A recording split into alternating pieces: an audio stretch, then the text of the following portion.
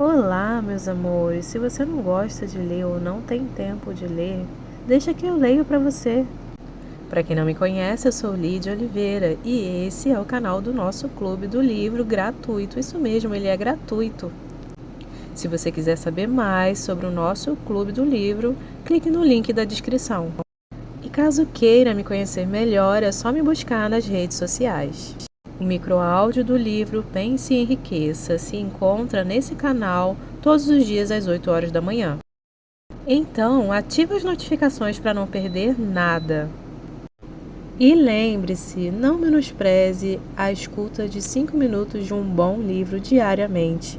Isso te levará a um outro nível. Fé versus medo. Os capítulos anteriores mostraram como desenvolver a fé através da autossugestão, do desejo e do subconsciente. O próximo vai dar instruções detalhadas sobre como conquistar o medo. Você vai encontrar uma descrição completa dos 6 medos que são a causa de todo desânimo, timidez, adiamentos, indiferença, indecisão, falta de ambição, de confiança, iniciativa, autocontrole e de entusiasmo. Faça uma análise cuidadosa de si mesmo enquanto estiver lendo sobre esses 6 inimigos, pois pode ser que eles existam só no subconsciente, onde nem sempre essas presenças são fáceis de detectar.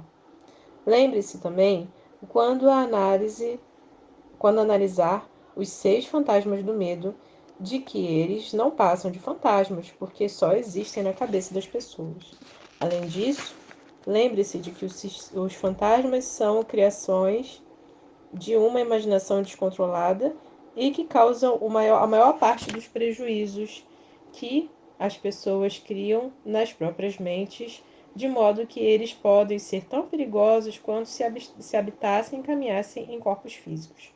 O fantasma do medo da pobreza, que se apoderou das mentes de milhões de pessoas em 1929, era tão real que causou a pior depressão econômica já vista nos Estados Unidos. E esse fantasma ainda faz alguns de nós ficarem apavorados. Capítulo 15. Como vencer os 6 fantasmas do medo? Esse é o último capítulo. Faça uma avaliação de si mesmo e descubra quantos fantasmas estão atrapalhando o seu caminho. Antes de poder pôr em prática uma única parte dessa filosofia, sua mente precisa estar pronta para recebê-la. A preparação não é difícil. Começa com o estudo, análise e compreensão dos 3 inimigos de que você tem que se livrar. Eles são a indecisão, a dúvida e o medo. O sexto sentido nunca vai funcionar enquanto esses três sintomas negativos, ou mesmo um único, estiver em sua cabeça. Os participantes desse trio infeliz andam muito juntos. Onde um está, os outros estão por perto. A indecisão é a semente do medo. Lembre-se disso quando estiver lendo. A indecisão, com o tempo, se cristaliza em forma de dúvida e as duas se misturam e geram medo. Essa mistura geralmente ocorre lentamente. É por isso que esses 3 inimigos são tão perigosos. Eles germinam e crescem sem que a presença deles seja notada. O restante deste capítulo vai descrever um objetivo que precisa ser alcançado antes que essa filosofia possa ser posta em prática.